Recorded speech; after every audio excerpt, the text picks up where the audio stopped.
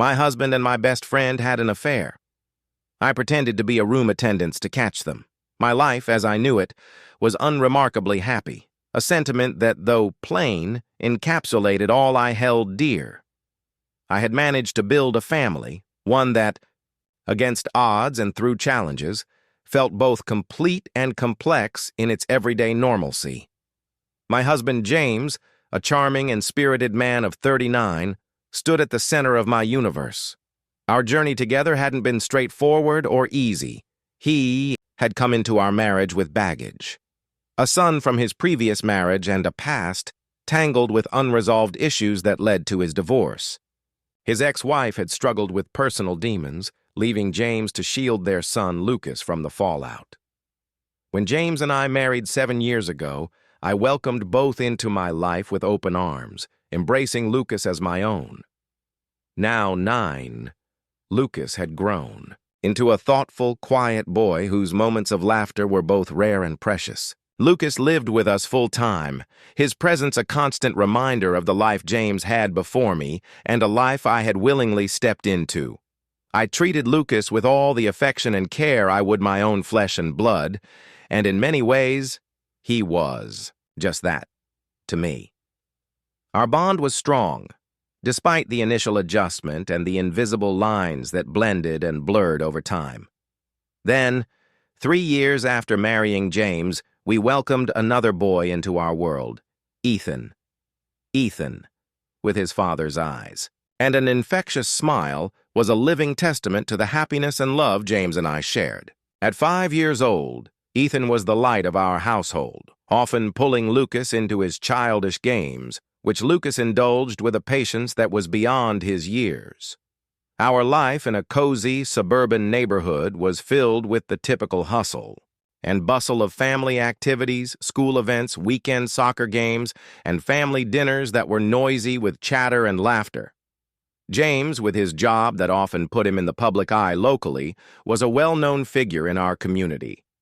This visibility never seemed to affect our quiet home life. Instead, it filled it with a sense of pride. We laughed more than we argued, a balance that I had come to cherish deeply. My best friend Claire had been by my side since our college days. She was married to a wealthy businessman who, while providing a life of luxury, failed to meet her deeper needs, especially in their bedroom. Claire often confided in me about her marital frustrations, her voice a mixture of envy and despair when she compared her emotional and sexual dissatisfaction with the vibrancy she saw in my marriage.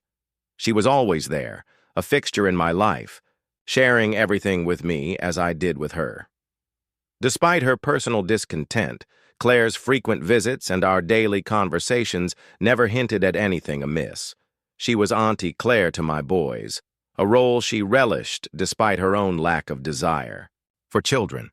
Her presence was a comfort, an echo of a past that both of us shared and held on to through our transitioning lives. Our families intertwined not out of necessity, but choice. Claire and her husband, often joining us for barbecues and birthday parties, seemed just another branch of our extended family tree. These gatherings, filled with laughter and casual joy, painted a picture of harmony. James had always been a loving and attentive husband. His expressions of affection were frequent and heartfelt, whether it was a surprise bouquet of flowers or a simple note left on the fridge saying how much he loved me. But slowly, I began to notice shifts in his behavior that, at the time, seemed insignificant, but now scream with meaning. There were the evenings when James would come home from work, his face drawn, not with the usual fatigue of a long day, but with a pensiveness that seemed to cloud his eyes. When I asked if everything was all right, he would flash me a brief, tight smile and assure me everything was fine, attributing his mood to an especially challenging day. His eyes, once so quick to meet mine, now often diverted away, as if holding my gaze was too much to bear. Then there were the text messages. I remember one night lying beside him as he typed away on his phone.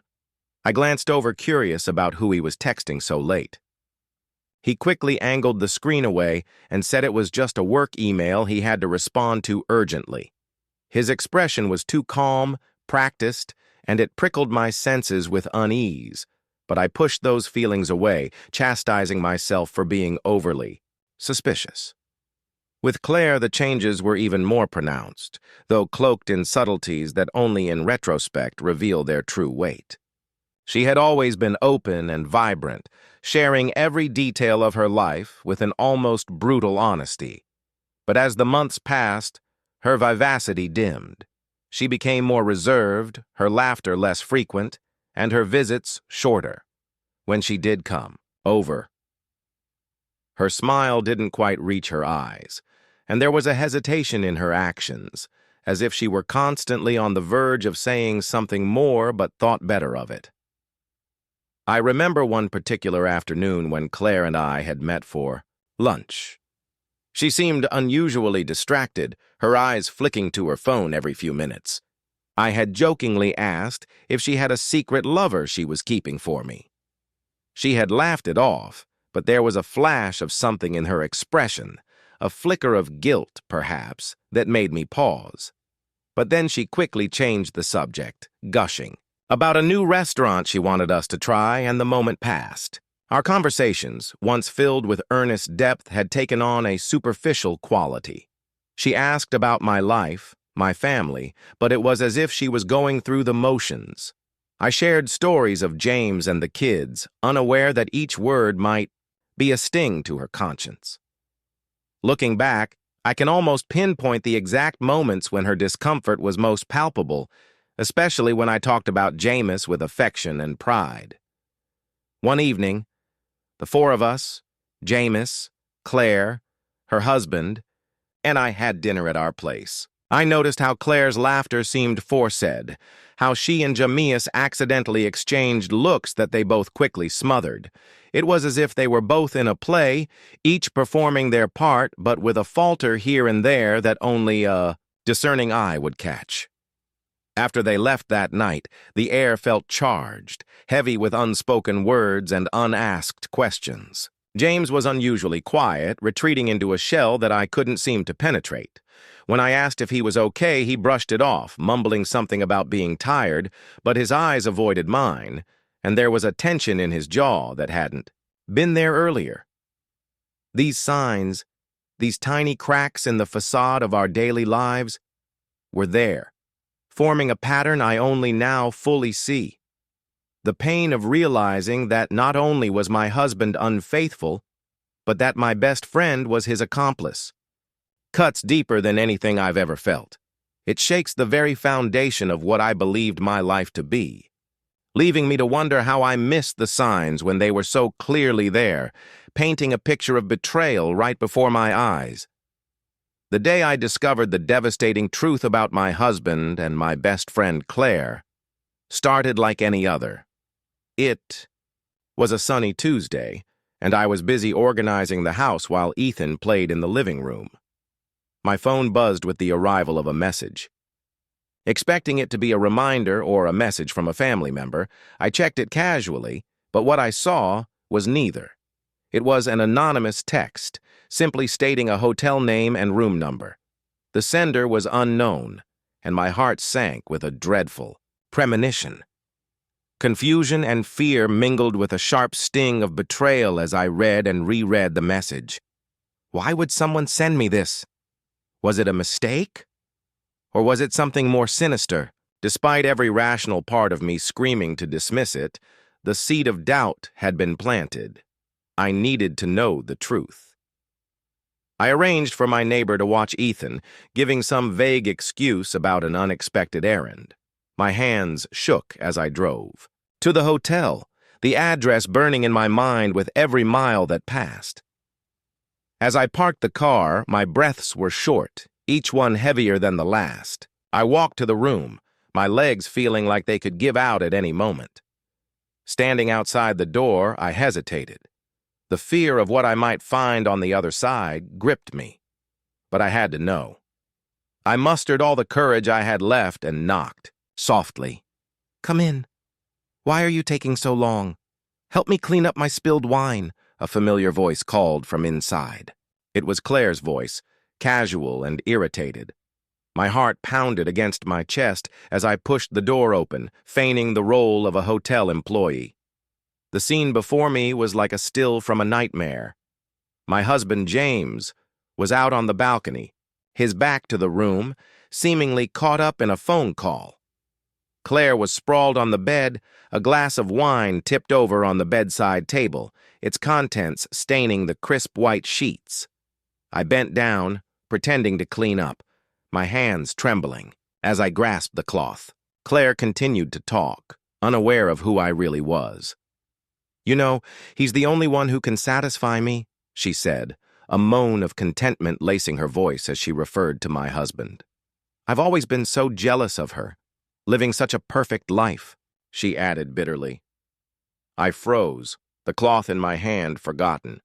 Her words echoed in the room, each syllable slicing through me like a blade. She spoke of her husband then, deriding him as physically weak and inadequate. The casual cruelty of her words, the ease with which she dismissed her vows, shook me to my core. I stood my disguise as a cleaner forgotten, as I faced the reality of their betrayal. My presence still unnoticed, I watched as James turned from the balcony, his face lighting up as he saw Claire. The affection in his eyes was unmistakable, and it was not directed at me. Feeling nauseous, I backed away, the room spinning around me. I managed to stumble out before they saw me, my heart breaking with each step. Outside, the cool air hit my face, but it did nothing to ease the heat of my shame, anger, and sorrow. I vomited in the bushes outside the hotel, the physical purging a pathetic echo of the emotional turmoil inside. The drive home was a blur. My mind replayed the scene over and over, each detail a torment. How long had this been going on? How could they do this to me, to us, to our family? The questions spiraled, each one unanswered, each one a further descent into despair. I arrived, home to the sound of Ethan laughing as he played. The normalcy of the scene was a stark contrast to the chaos within me. How could I reconcile the world I thought I knew with the deceit I had just witnessed? That night, after Ethan was in bed, I sat alone in the darkness of the living room, waiting for James to come home. The waiting was excruciating, each minute stretching out endlessly. When he finally arrived, his smile faltered at the sight of me, my red-rimmed eyes and pale face undoubtedly telling more than I could say with words. "Is everything all right?" he asked, a note of concern in his voice that now sounded hollow. How could I begin to confront him? How could I explain the agony his actions had caused? The room felt suffocating as I struggled to find the words. The anonymous message from the morning nagged at me, a puzzle piece that didn't fit, its origin still a mystery that I needed to solve. My mind wouldn't allow me to rest, not yet. I slipped out of the bedroom quietly, careful not to disturb James, and made my way to the living room. The house was silent, shadows playing along the walls as the streetlights cast dim glows through the windows. Sitting on the sofa, I pulled out my phone and dialed the anonymous number once more, my heart racing with a mix of dread and determination. The phone rang, cutting through the quiet darkness of the room. It rang longer than I expected, each tone echoing my escalating tension. Then, surprisingly, there was an answer. The voice on the other end was immediately recognizable, though I had never expected to hear it in this context. It was Claire's husband, Mark. "Why did you send me that message?" I asked, my voice a mix of confusion and anger. There was a pause on the line, a hesitation that spoke volumes before Mark even uttered a word. When he finally spoke, his voice was low, tinged with a bitterness that I hadn't heard before. "I thought it was time you knew the truth," he said simply. Yet the weight of his words felt heavy and complex. "When did you find out?" I pressed on, needing to understand why he, of all people, would be the one to inform me. "I've had my suspicions for a while," Mark confessed, his tone resigned. "I confirmed it a few days ago. I saw them together much like you did today."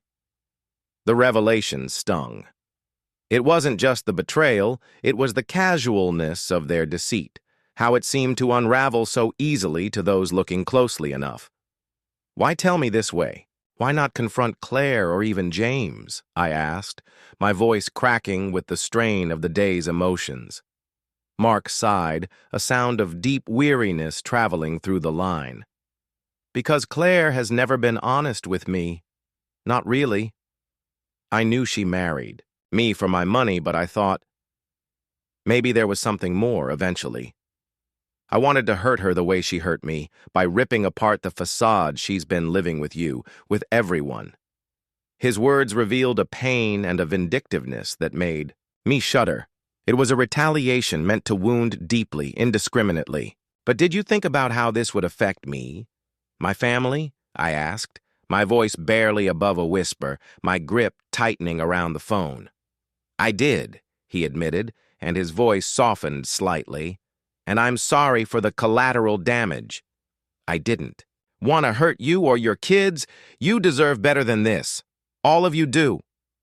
I couldn't see any other way to make her feel the consequences of her actions." The conversation drifted into an awkward silence, both of us lost in our own turmoil. Here was a man, broken by betrayal, lashing out in his pain, and here was I, a casualty of his revenge. It was too much to take in, too cruel and tangled to fully comprehend in the shadow of my own heartbreak. "Is that supposed to make me feel better?" I finally said, not expecting an answer, not really wanting one either. "No, I guess not," Mark responded, his voice a mix of resignation and sorrow. "But maybe in time, we can both find some peace, knowing the truth. Maybe we can rebuild something from the ruins, even if it's not what we had before." The line went dead then, and I was left with the echoes of our conversation. The night stretched on, endless and heavy. Mark's motives, though fueled by his own pain, had thrust me unwillingly into the role of avenger in his marital drama, exposing wounds in my life that might never fully heal. I sat there for a long time, the phone still in my hand, staring into the darkness. The truth was out, a bitter pill that offered no real comfort, only more questions and the daunting task of navigating what was left of my marriage and my friendship. As dawn began to break, the first light casting a pale glow into the room, I knew that the path ahead was uncertain. Forgiveness seemed as distant as the fading stars, and trust, once broken, loomed as a colossal challenge to rebuild. But in that moment of early morning clarity, I realized that whatever decisions lay ahead, they would start with facing the day and the consequences head on. I woke up from an uneasy slumber, a night marred by turmoil and haunted by the echoes of betrayal. The weight of discovery sat heavy on my chest, making it hard to breathe, hard to think. Despite the unrest, I had made a decision the previous night. I needed to talk to James face to face to resolve this excruciating mess we found ourselves in. I wanted answers, needed closure, or at least the beginning of a conversation about where we stood. My plan was to meet him tonight after the kids were asleep, a time we could talk undisturbed. With this resolve, I reached for my phone to text him, a simple message to confirm our talk. But as the screen lit up, I was met not with the quiet icons of my home screen, but with notifications flooding in, a storm of alerts and messages that immediately set my nerves on edge. Curiosity mixed with dread, I opened the social media app to find the source of the commotion. There, on my feed, was something so shockingly personal and devastating that it knocked the wind out of me. A video unmistakably featuring James and Claire in a very compromising, intimate scene. It was posted by an anonymous account, but the ID content was explicit, leaving no room for doubt about what it depicted or who was involved. The reality that our private agony was now public spectacle was paralyzing. I knew immediately it was Mark's doing. His previous actions, the pain in his voice last night, painted a clear picture of a man driven to the edge by heartbreak and betrayal. His method of exposing the affair, so raw and cruel, was the act of someone consumed by revenge, not just intent on reclaiming his dignity, but on destroying everything in his path. As I stared at the screen, numb and disbelieving, my phone began to ring, jolting me from the shock. It was relentless, buzzing again and again, vibrating with an urgency that mirrored the chaos now exploding around me. Journalists, friends, acquaintances, news of this scandal was spreading like wildfire, and everyone wanted a piece of the drama, a comment, a reaction. "Oh my God," I murmured to the empty room. Everything was falling apart, unraveling faster than I could have ever anticipated. The conversation I had planned with James, meant to be a private affair to mend or end what was left of our marriage, was now irrelevant. The world had intruded, cruel and uninvited, into our lives. My heart raced as I tried to process the rapid collapse of my privacy and personal life. This video, this vile breach of our intimate moments, changed everything. There was no room now for quiet discussions or contemplative reconciliations. The issue demanded immediate attention, not just as a personal betrayal, but as a public spectacle that was spiraling out of control. With shaking hands, I dialed James's number. He answered quickly, his voice tense, aware already of the digital wildfire consuming our lives. "Have you seen it?" was all I could ask, my voice a mix of anger, sadness, and disbelief. "Yes, I've seen it," he replied, his voice heavy with regret and something else. Fear, perhaps. "I'm so sorry. This isn't how I wanted." "How you wanted what, James? For me to find out? For everything to end?" I cut him off, unable to contain the torrent of emotions. "It's everywhere. Our friends, family, everyone has seen it. How do we even begin to handle this?" There was a pause, heavy and laden with the weight of our crumbling world. "I'm coming home. We need to talk, face to face. We need to figure out what to do about everything." The call ended, leaving me in a turmoil of thoughts and emotions. I knew that whatever came next would be incredibly challenging. Facing the public humiliation, dealing with the betrayal, and navigating the fallout with our children and our families, there was no easy path forward. The hours until James's return were agonizing. I sat, enveloped in a haze of anxiety and betrayal, trying to brace myself for the confrontation to come. How do you confront a betrayal that's become a public circus? How do you reclaim any sense of normalcy when your private life has been laid bare for all to see? When James finally walked through the door that evening, the look on his face told me he was as devastated by the exposure as I was by the betrayal. We sat across from each other, the weight of unspoken words heavy between us. This wasn't just about us anymore. It was about our children, our families, and the indelible marks this scandal would leave on all our lives. The conversation that followed was painful, but necessary. We discussed immediate steps to protect our privacy, ways to handle the media, and most importantly, how to address this with our children. We talked about the potential for legal action against Mark for the invasion of privacy and the dissemination of the video. Through it all, the need for decisions about the future of our marriage loomed large. But those decisions were for another day.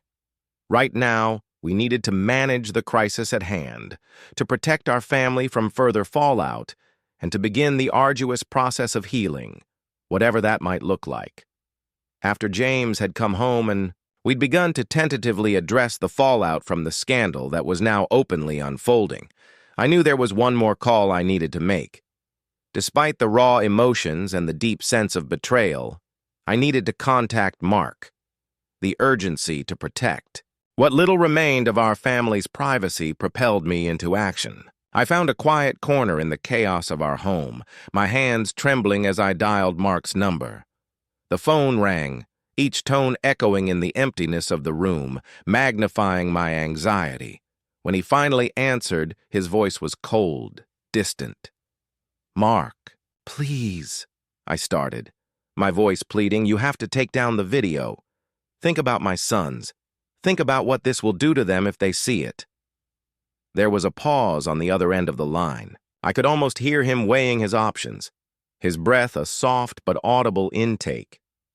I posted that video for a reason. Mark's voice was resolute, tinged with the bitterness that had likely driven him to expose the affair so publicly. "I understand. You're hurt," I continued, fighting to keep my voice steady despite the turmoil inside me. "But my children have nothing to do with this. They are innocent. Please don't let them suffer because of our mistakes." Mark's reply was a sigh, long and weary. "You think I want to hurt children?" he asked, his tone softening slightly. "You think, I haven't thought about that." "I know you're angry, and you have every right to be," I said, trying to connect with the part of him that had once been our friend before all this bitterness took hold. "But please, reconsider what this will do to them. They could lose friends, be bullied. Their whole world could change. And once something is on the internet, it's there forever." There was another silence, longer this time. I held my breath, waiting, hoping that my words had reached him, had reminded him of the man who used to come to our home, who had laughed and dined with us, who wasn't this person consumed by revenge. Finally he spoke again, his voice less certain than before. "I don't want to hurt your kids. I don't," he admitted, and his words seemed to carry a weight of realization, as if seeing the broader impact of his actions for the first time. "But Claire and James, they did this, not me. They did, and they are dealing with it," I assured him, my voice firm. "But our children shouldn't have to. Please, Mark, do this for them. Take the video down." We talked a little more. I told him about Ethan's recent school achievements, how he was just starting to really enjoy his soccer games. I mentioned Lucas's quiet strength, how he had been dealing with so much already between the complexities of his blended family life and normal childhood challenges. With each word, I hoped to humanize the situation, to bring it back from the abstract online world to the very real, very affected lives of these two little boys. Mark finally conceded, his voice a mixture of defeat and clarity. "Okay," he said, "I'll take it down, not for James or Claire, but for the kids." I thanked him, relief flooding through me, though tempered by the knowledge of the lingering effects of his initial decision. We ended the call on a note of strained civility, the connection forever altered but with a sliver of respect for his final choice to protect my children. After hanging up, the relief was palpable, but so was the gravity of what still lay ahead. The video might be taken down, but the damage was done. Rumors had been ignited, conversations started, and the digital footprint, though now less traceable, would never be completely erased. The task of facing our friends, family, and especially our children with the truth loomed large. How to explain such adult failures to such young minds was a puzzle I was still piecing together. The forthcoming days would require careful navigation, as James and I would need to shield our sons from as much fallout as possible, while also preparing to answer their questions with honesty appropriate for their age. In the wake of the scandal that crumbled the facade of my once seemingly perfect life, the days that followed were some of the most challenging I had ever faced. The very foundation of my existence, my marriage, had been irrevocably altered by betrayal, and the aftermath was a painful navigation through a landscape I hardly recognized. The morning after, I successfully persuaded Mark to take down the incriminating video. James approached me with a solemnity that was uncharacteristic of the man I had known. He held a set of divorce papers in his hands, his eyes avoiding mine as he placed them gently on the kitchen table, where we had shared countless family meals and light-hearted conversations. I think it's best if we do this, he said quietly, his voice strained. I don't deserve your forgiveness or your feelings anymore. The finality in his voice cut through the air, sharper than any words he had uttered the night before. I looked at the papers, a cold, hard reality settling over me. Despite the tumult of emotions, a part of me had clung to the hope of reconciliation, not just for our sake, but for our sons. But in that moment, as I watched James, defeated and resigned, I understood that our path forward needed to be apart. With a heavy heart, I signed the papers, each stroke of my name a silent testament to the years we had shared and the future we would not. I didn't contest much. I just asked for primary custody of our sons, ensuring they would have stability and continuity in their lives as much as possible. James agreed without hesitation, the guilt etching deeper lines into his face. Once everything was settled legally, I took our youngest son, Ethan, and moved to a nearby apartment. It was a modest place, but filled with potential for a new beginning, a space just for us, away from the shadows of past betrayals. Meanwhile, Claire's life unraveled in ways more dramatic and public than I could have imagined. After her affair with James and the subsequent fallout, Mark, driven by a blend of betrayal and vindication, ensured that Claire would not benefit from their divorce. Armed with evidence of her adultery, he barred her from claiming any significant part of his considerable wealth. Last I heard, she was sent away empty-handed, a fitting end to her duplicitous maneuvers. But Claire's descent didn't stop there. Recently, the news broke that she had been arrested for corporate corruption. It seemed her unethical behaviors were not limited to her personal life, but had permeated her professional dealings as well. While part of me felt vindicated that Claire was facing justice, another part of me was saddened by the sheer waste of her potential and the destruction of the person I once considered a close friend. As for my life, it has taken a turn toward rebuilding and refocusing on the future. The divorce, though painful, allowed me to start anew, focusing solely on raising Ethan and ensuring that Lucas, though he lived with James, remained a central part of our lives. The challenge, however, has been dealing with the emotional and psychological impact on Ethan. The absence of his father in our daily life has been a significant adjustment for him. James tries to be present, coming by to visit, and taking Ethan out on weekends. But the once seamless nature of our family life is now a patchwork of scheduled visits and shared custody. Ethan, only 5 years old, struggles with this new reality. He often asks when Daddy is coming home, and on days when he realizes that the home he knew is no more, his confusion turns into quiet sorrow. Seeing my son grapple with these feelings has been heart-wrenching. Despite the anger and betrayal I felt towards James, I've encouraged a healthy relationship between him and Ethan, believing that whatever issues we had as spouses should not taint their father-son bond. We both agreed to attend family therapy to help Ethan adjust to the changes, and while it has been helpful, the road is undoubtedly long and filled with uncertainties. In this new chapter of our lives, I've had to be both mother and father in many ways, trying to fill the gaps left by James's absence. I've also had to navigate my own healing process, dealing with the lingering feelings of betrayal and the task of forgiving enough to move forward, if not for myself, then for the sake of Ethan. As I focus on rebuilding our lives, my resolve strengthens. I have found solace in returning to work, in strengthening bonds with family and friends who have shown unwavering support through these tumultuous times. The community around us has been a steady source of comfort and stability, and I'm grateful for every gesture of kindness and understanding they have extended towards us. Despite the scars left by the events of the past months, I am hopeful. Life, though unpredictable and often painful, also brings opportunities for growth and new beginnings. For Ethan, for Lucas, and for myself, I am committed to building a future defined not by the failures and betrayals of the past, but by the possibilities of what is yet to come. As we move forward, one day at a time, I hold on to the hope that with love, resilience, and a bit of courage, we can find peace and happiness again.